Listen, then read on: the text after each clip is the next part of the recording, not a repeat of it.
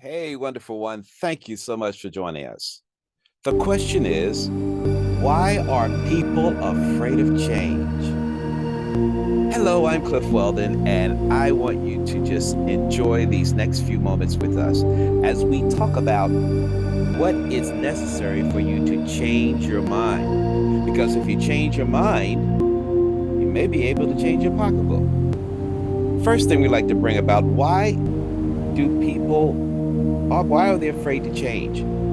First of all, if you look at the biological perspective, is homeostasis, loss of homeostasis. What that is, where you tolerate something, the body does tolerate something. It may be uncomfortable at first, but it learns to balance. It learns to get clarity on that uncomfortable situation.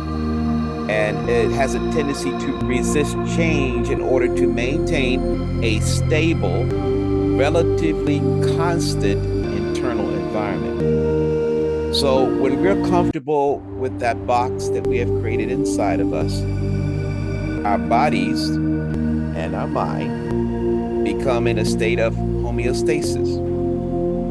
So what does it involve, homeostasis? Well, you can look at a negative feedback loop. And what that loop does, it counteracts the change of various properties from your target value.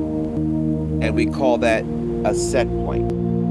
So your value may be here in the middle, but you keep going around it because you have that negative feedback loop. So that's what we're trying to help you with today. And through this Make Your Offers Challenge, to kind of break that negative feedback loop so you can have something different and go toward the targeted values that you have deep within inside of you, that God has made you, because you're fearfully and wonderfully made.